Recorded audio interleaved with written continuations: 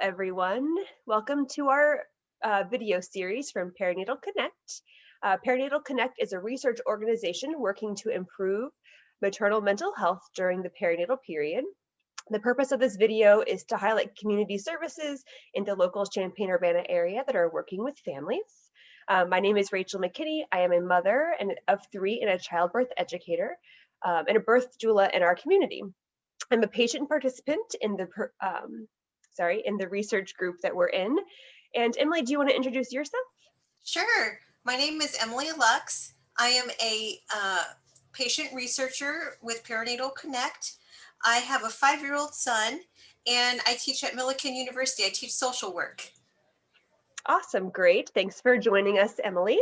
And then today we have Melissa. She's the lab manager at the Infant Lab at the U of I. She is here to share more information about what they're currently studying and how you can get involved. Melissa, go ahead and share with us what you guys have been working on. Sure. So the Infant Cognition Lab predates me by quite a bit. The lab has actually been in continuous operation for over 30 years at the U of I in Urbana-Champaign. And I came on about 11 years ago as one of the research staff members. And what we do is basically we discover what babies know about the world. We learn from babies, they teach us. So a lot of parents might look at their babies and wonder, like, what are you thinking? What's going on in your head? You know, what's going on in there? And what our lab has discovered is that babies are little scientists almost right from the get-go. They are always learning and developing expectations for the world and testing those expectations. And from a very young age, they have their own theories about how things work. So what we do is we try to get at the bottom of what they know and when they know it. And we can do that because babies and toddlers will watch events or scenarios that go against their expectations a lot longer than they do events that kind of match their expectations. So a really simple way to think about this is if you would think about how you or I or any adult might react to a Vegas magic show. You know, if they make like a heavy object like a car float, we're going to stare at it, right? We're going to look, where are the cables? Like, how are they making that happen? We know cars don't just float in midair. That's physical reasoning, right? We've developed that understanding that objects can't just float by themselves. There has to be something holding it up, supporting it. Same deal with babies. If we show them something surprising, they're going to figure out what's going on here. They'll look at it longer. So we kind of do live theater for babies. We put on these shows set up on wooden puppet show style stages, and either they use puppets or people in silly costumes, or sometimes just gloved hands manipulating objects on the stage. And we would typically have live observers hidden from the baby's view, but watching baby's eyes while baby watches the show, and using a computer to record baby's looking time. So they press a button to let the computer know baby's watching. When baby's looking, when baby looks away, they let go. Baby looks back, they hold on again, and our computers record looking times. So it's a very inobtrusive way to kind of measure these things. And babies don't have to tell us anything. They don't have to say a word. Just their looking behavior gives us a window into what they're thinking and how their minds are working. So obviously we can't be doing puppet shows right now. So we've been working really hard to adapt our research so that we can continue developing our understandings of babies and toddlers during the pandemic. And so what I'd like to do is I can show you a brief clip so that parents can see how normal operations work, which is what we hope to return to when things are safe to do so. And then I can show you a short clip of how our new studies work.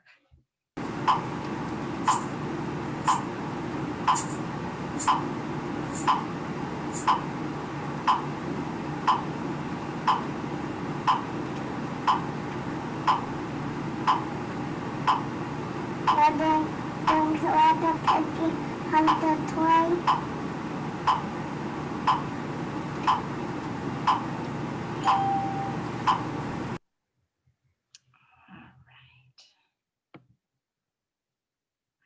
So that kind of gives you an idea of what our normal puppet shows look like, literally a puppet show. And babies watch, and you can see she looked for a little while after the scenario ended, and then she disengaged and looked away, and you heard a tone, and that tone signified that the computer had recorded enough of a look away time that we decide, okay, she's done, the trial's over, and we will move on. So we can't have live observing now. All of our coding is done offline. So our new studies are developed in a slideshow format that takes place over Zoom, like this meeting. Mhm. And we record the Zoom session with parents' permission. And we use the recording of that session to then code babies' looking behavior from the video at a later time, as opposed to as the study's actually happening. So I can show a short clip of what those Zoom studies look like now. Okay, grown-ups, close your eyes. This next video is just for kids.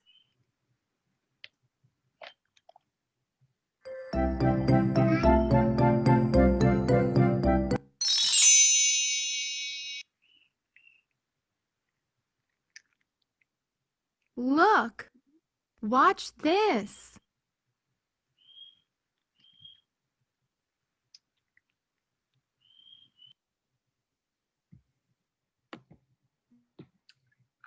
So that gives you an idea of kind of the way we've adapted things. Now we either do computer animation, or we hope to also film some individual events, like some storybook studies in the future where I'm reading a story and we'll be able to show pages like that. So it's all going to be pre-recorded events for the most part.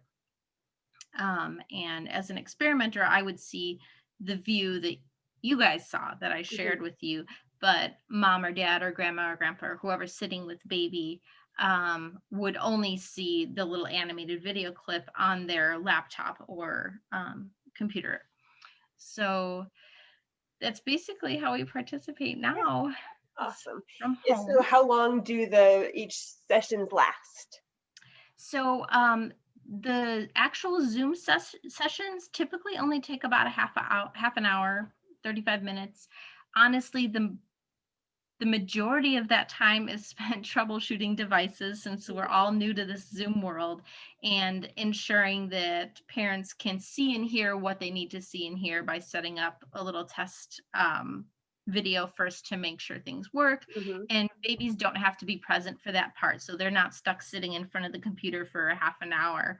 What we usually do is we'll get things set up, and then when things are set up and ready, then we'll bring baby to the lab, and the actual videos that they watch are typically between 5 and 8 minutes. So not very long.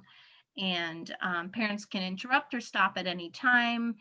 They have the ability to pause the video. So if baby starts to fuss, needs to nurse, needs a diaper change, whatever, for whatever reason, they can take a break, step away, come back. So awesome. That flexibility is super important when yes, absolutely. when you have babies, I'm sure. Yeah, and then how old are you? Like, what age of kids are you working with right now? So right now, the studies that we've adapted, we've got 3 that we've adapted online, and the range goes from 18 months to 36 months. I also did want to mention that we do thank our parents for participating. We know that taking the time to do this right now when things are so crazy is definitely a challenge, and we do appreciate that time. So parents do get a $10 Amazon gift card for participating, and that's something we send them afterwards. Yeah, that's awesome. It's always nice to have a little extra something from Amazon, especially right now we're ordering probably too much on Amazon. Yes, but yeah, for sure. Yeah, awesome. Well, Emily, do you have any questions for Melissa? Gosh, I was just thinking about, I know my son did this. And I think he started at 3 months old. But at 3 months old, he could watch the puppet show, but I don't think he could watch a computer screen. Do you know what I mean? Have Yeah, you noticed like a difference in the results? Because I don't know, it was like he couldn't watch a computer screen or a phone until he was a certain, like maybe 2 or something. But the puppet show engaged him. Right. And that's so one of the reasons we started with the older age ranges is because we thought it would be easier and more likely to be able to get some sort of level of engagement through the screen. And we do have to face the fact that there will be a lower limit to how young we can go with our adapted studies for that reason. Just because of just being able to see from that distance and focus on things on the screen appropriately, not to mention from my end being able to code their looking behavior when they're 3 months and they've got the bobbleheads and the little sweet little 3-month eyes are very small. So there are definitely a lot of challenges to trying to adapt to this format, and my heart's hope is that we won't be doing it this way for long. And that we'll be back to welcoming our families to the lab in person, because while we don't offer it's not a direct service in the way some of your participants in the expo are a service to the parents. It's more of a global scientific gaining of understanding of how infants and toddlers develop. But I do love interacting with the moms and dads when they come to the lab. That is the best part of my job, is getting to talk with all the families and just having, as a mom myself, it's this bonus mom time, right? To talk with other moms and share our experiences and see their kiddos grow as they come back to the lab again and again. So I do miss that community, and I really look forward to being able to do that again in person. But until then, I would love to see some of our families through Zoom, if possible. It's nice to connect in any way right now, but we do, always are hoping to, get back to what we're all, used to. For sure. So do kids follow? So if they do start at a younger age, then do you see them at different ages to kind of see how they are progressing themselves, or is it just? That's a great question. So a lot of labs do longitudinal studies, like they follow individuals over time and measure the changes. Our lab isn't like that. It's all of our studies are one shots. They're one and done. So our looking time measures are looking at general patterns and trends within a certain age range rather than individual assessments, because there are so many individual differences. What we look for are general patterns. So with 18 to 19-month-olds, what are the general average looking times for this scenario versus this other scenario? Is there a difference?